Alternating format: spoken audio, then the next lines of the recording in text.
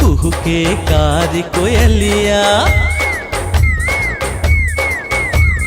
कुहू कुहू कुहू के कार कोयलिया प्रेम संदेश सुनावे। सर सर सर सर पवन झकोरा गीत माया के गावे। माया है मोला ये तोर संग ना, माया है मोला वो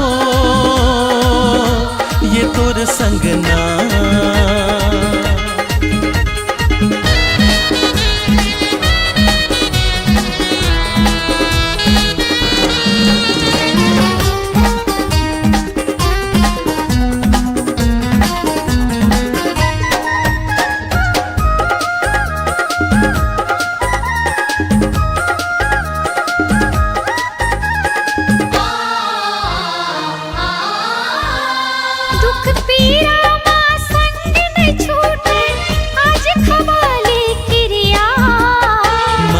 पीरित ये कम नहीं होवे, ले ले वचन वो गोरिया।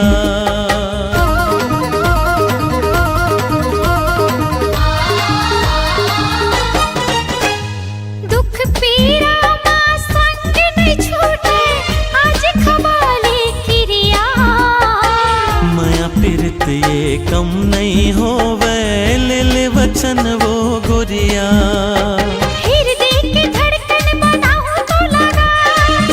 कस मन मा समाहू तोलाना, दिन महीना का साल बछर का प्रीति कभू नहीं छूटे। एक जन्म का साथ जन्म माया जन्म जन्म नहीं छूटे। माया है मोला ये तोरे संग ना, माया है मोला वो के तोर संग ना।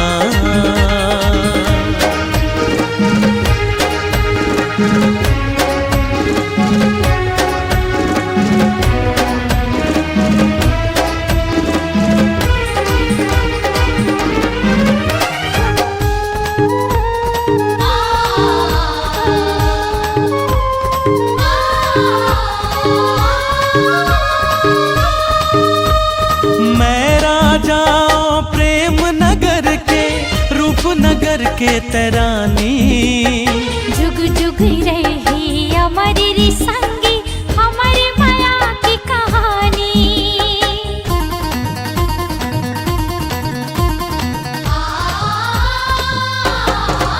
हाँ मैं राजा प्रेम नगर के रूप नगर के तरानी। जुग जुग रही हमारी संगी, हमारी माया की कहानी। जमाना के का फिकर है, संग जब तय हाथ का के डर है। धक धक धक धक छतिया धड़के, फर फर फर की आँखी।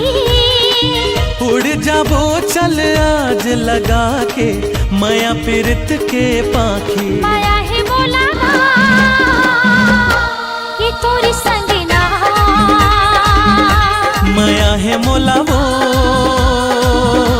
के तोर संग ना। माया है बोला रे ये तोर संग ना, माया है मोला ये तोर संग ना।